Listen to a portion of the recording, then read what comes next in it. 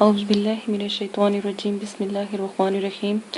میرے پیارے بہنوں اور بھائیوں، امید کرتی ہوں کہ آپ سب خیریت سے ہوں گے۔ دعا کرتی ہوں کہ اللہ پاک ہمیشہ آپ کو قائم دائم رکھے، عملیات کی دنیا میں آپ کو کامیاب کرے۔ آج جو میں آپ کو عمل بتانے جا رہی ہوں، اس کا تعلق، جیسا کہ اگر ہم مسلمان ہیں اور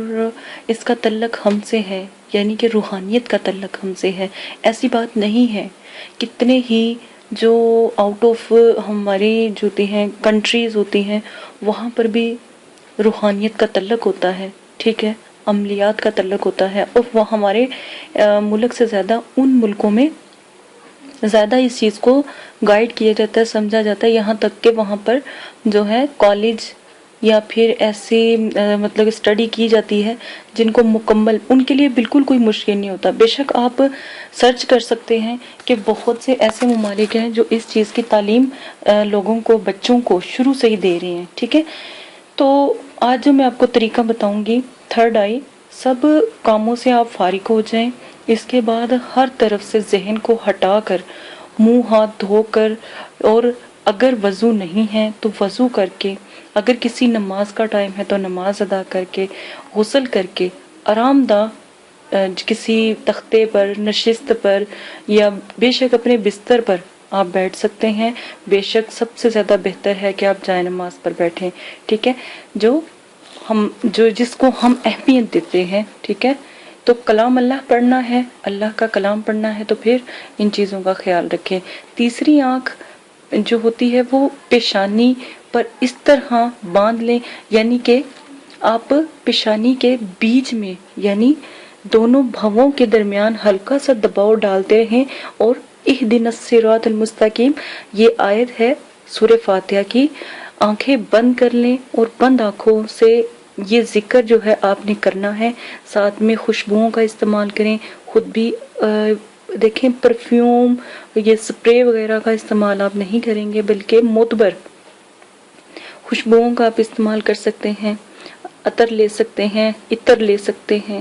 ٹھیک ہے، کوئی اور پیاری پھولوں کی خوشبو آپ لے سکتے ہیں جو روحانیت کی خوراک ہوتی ہے۔ نمبر 1، پاس اگربتی کا استعمال کر سکتے ہیں، ٹھیک ہے۔ تو ان چیزوں کا ضرور استعمال کریں، اور جب آپ اپنے درمیان آنکھوں میں جب پڑھائی کرو گے اور ہلکا سا دباؤ ڈالو گے تو آنکھیں بند کریں، اور بند آنکھوں سے پیشانی پر موجود تیسری آنکھ کی طرف آپ متوجہ ہو جائیں، یعنی آپ سوچیں کہ ہماری تیسری آنکھ بھی ہمارے دونوں آنکھوں کے بالکل درمیان میں تیسری آنکھ بھی ہے۔ یہ عمل رات کو سونے سے پہلے صرف 20 منٹ آپ کریں گے، ٹھیک ہے۔ اگر عشاء کی نماز پڑھ رہے ہیں تو عشاء کی نماز کے فوراً بعد یہ عمل آپ 20 منٹ کریں گے، اور بالکل خاموشی اختیار کریں، ٹھیک ہے۔ اور صبح جب بیداری ہوتی ہے، فجر کی نماز کے فوراً بعد آپ 20 منٹ یہی عمل دہرائیں گے، ٹھیک ہے۔ تو آپ دیکھیے گا کہ بہت جلدی آپ کو کامیابی ہوگی۔ اس کو ایک تو جو ہے مراقبہ، اس کی صورت بھی کہا جاتا ہے۔ شروع کرنے سے پہلے اگر آپ کو بہت زیادہ شور و غل لگ رہا ہے، یا آپ کا ذہن اس طرف جو ہے فوکس نہیں کر رہا، تو آپ 2 روئی کے پھپولے لے کر پانی میں بھگو لو، اور پھر پانی ان کا نچوڑ کر اچھی طرح ہلکا سا کالی مرچوں کا پاؤڈر اس کے اوپر پھپولوں کے اوپر چھڑک لو، اور اس دونوں کو مطلب کہ پھپولے جو آپ بنائیں گے، یعنی جو سپنج بناؤ گے روئی کے، کاٹن کے، وہ کانوں میں آپ رکھ لو، ٹھیک ہے۔ ایک میں آپ کو ایڈوائز، ایک انفارمیشن کے طور پر میں آپ کو بتانا چاہتی ہوں کہ جو ہمارے ملک سے علیحدہ جو لوگ ہیں، یعنی روحانی سائنسدان، جو اس چیز پر سرچ کرتے رہتے ہیں، جس کو وہ تھرڈ آئی کا نام بھی انہوں نے دیا ہے، ٹھیک ہے، تو ان کا کہنا ہے کہ یقیناً اگر یہ ایک اللہ پاک کی طرف سے نعمت ہے، یہ موجودہ دور میں تمام لوگوں کے لیے نعمت کا کام ہے، ٹھیک ہے۔ اللہ کی رحمت میں وہ لوگ آ جاتے ہیں جن کو یہ نعمت نوازی جاتی ہے۔ پھر مراقبے کے علاوہ اگر کوئی شخص اس آنکھ کے بارے میں سوچتا سوچتا سو جائے تو اس کے تناؤ، یعنی اس کے جو بینیفٹ اور اس نعمت کی جو رحمت ہے، ٹھیک ہے، اگر اسلامی طریقے سے لیا جائے تو کئی گنا بڑھ جاتی ہے۔ میں نے خود بھی اس کے تجربے سینکڑوں مرتبہ اپنے شاگردوں پر کروائے ہیں، تو انشاءاللہ اس سے بہت زیادہ فائدہ ہوتا ہے۔ 100% کامیابی اور نتیجہ بھی بہت زبردست اس سے حاصل ہوتا ہے۔ اس کی بدولت کئی لوگوں پر حاضری ہم نے اسی طریقے کو اختیار کر کے بہت سے لوگوں کے اوپر یا بچوں کے اوپر بھی خاص کر حاضری کروائی ہے، تو الحمدللہ 2 سے 3 مرتبہ کرنے پہ حاضری بھی ان بچوں کی کھل جاتی ہے۔ آپ بھی اس کو استعمال کریں، یہ چیز نفع سے خالی نہیں ہے اگر آپ سوچیں، ٹھیک ہے۔ دیکھیں، میں نے آپ کو آؤٹ آف جو لوگ ہوتے ہیں، یعنی کہ ہمارے ملک سے، اسلام سے، اس سے علیحدہ تو بہت زیادہ انہوں نے ہمارے بالکل اسی طرح کے جو ہے اسکول، کالج اور اس طرح کی کلاسیں دینا بھی شروع کی ہوئی ہیں۔ دیکھیں، حرام جادو ہے، حلال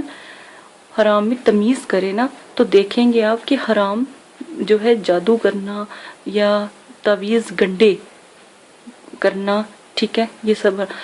کسی جگہ پر یہ نہیں لکھا کہ لوگوں کو وظائف دینا، لوگوں کی مدد کرنا۔ لوگ آج بھی دیکھیں، جب نبی پاک صلی اللہ علیہ وسلم پر جادو ہوا تھا تو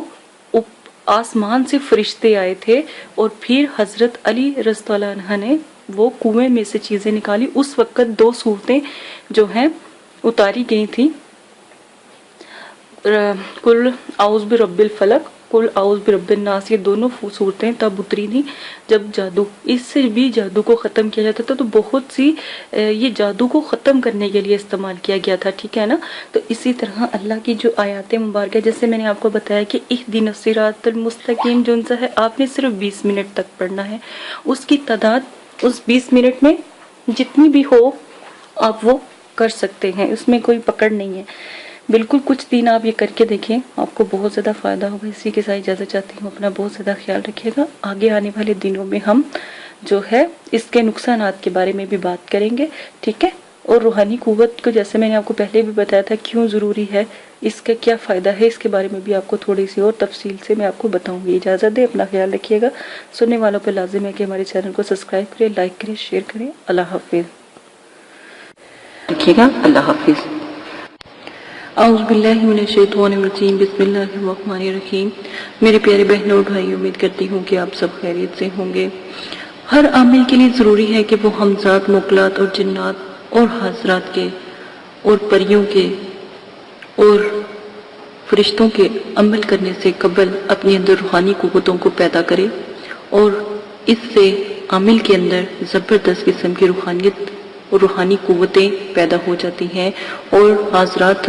اور ہمزاد، موکلات، جنات اور پریوں وغیرہ کے عملیات میں یا عمل میں انشاءاللہ کامیابی ان کو ملتی ہے، اور وہ کامیابی سے ہمکنار ہوتے ہیں، اور کبھی بھی ناکامی نہیں ہوتی۔ اور جو لوگ ان کا یعنی روحانی قوتوں کو بڑھانے کا، روحانی آنکھ کا اور باطنی آنکھ کا چلہ نہیں کرتے، تو وہی لوگ ہیں جو کامیاب نہیں ہوتے عملیات کی دنیا میں۔ تو آپ سے گزارش کی جاتی ہے کہ جو ہم شرائط اور عمل میں طریقہ آپ کو بتاتے ہیں، وہ طریقہ آپ اختیار کریں تو آپ کے لیے بہت نایاب ہے۔ اور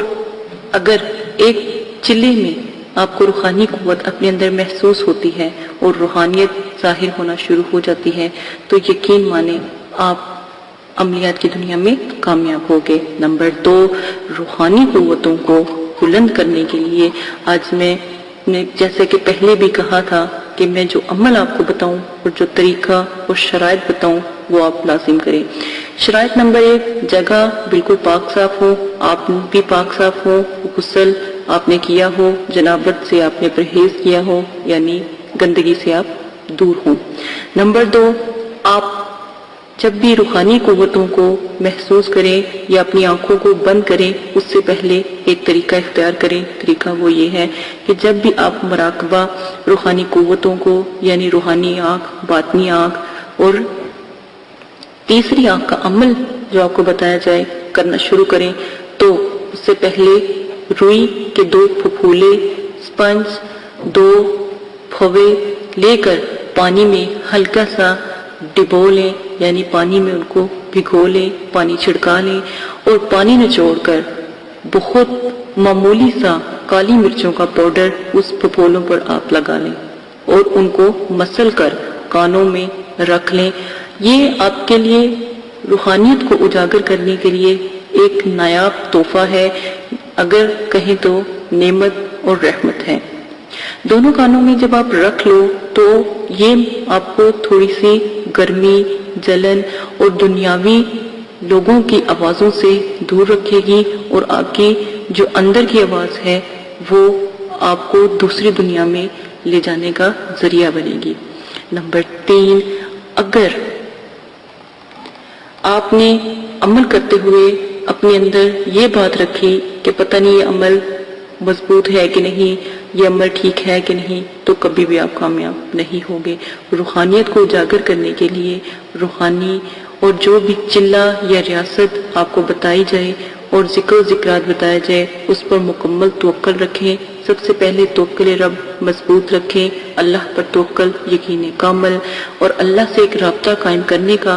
سوچ اپنے اندر رکھیں تو جلدی کامیاب ہوں گے، ورنہ آپ کی ریاست اور چلہ اور عملیات بیکار ہیں۔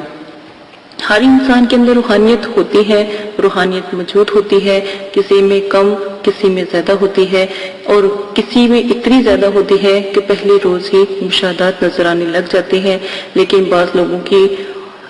دیری ہوتی ہے، اس لیے ان کو 3 چیزوں کا مشورہ دیا جاتا ہے تاکہ آپ ان 3 چیزوں کی مدد سے روحانیت کو اجاگر کر سکیں۔ نمبر 5، ایسے لوگ جو عصبی مرض میں مبتلا ہوں، دوروں میں، یعنی کسی پر زیرو کا ہونا، مسلط ہونا، سفلی جنات کا مسلط ہونا، ایسی چیزیں اگر ہوں تو وہ ان عملیات سے پرہیز کریں اور روحانی قوت وغیرہ کا بھی عمل نہ کریں، کیونکہ اگر آپ پھر عمل کرتے ہو تو یہ پھر خطرناک ثابت ہو سکتا ہے اور خطرہ عظیم ہو سکتا ہے۔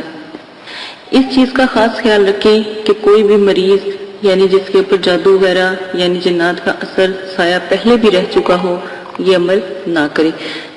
آگے جس طرح بھی آپ کو طریقہ بتایا جائے وہ آپ لازم اختیار کریں۔ جو عمل جس طرح بتایا جائے گا، جیسے ہی اس کا طریقہ بتایا جائے، جو ذکر بتایا جائے، آپ وہی ذکر اختیار کریں گے۔ اس میں غلطی کی کسی قسم کی گنجائش نہ کریں۔ روحانی آنکھ میں اگر آپ کو کہا جاتا ہے کہ آپ لیٹ کر، اٹھ کر، بیٹھ کر آپ یہ عمل کر سکتے ہو، چلتے پھرتے یہ عمل کر سکتے ہو، تو اس میں آپ ان چیزوں کو استعمال کر سکتے ہو، اس کا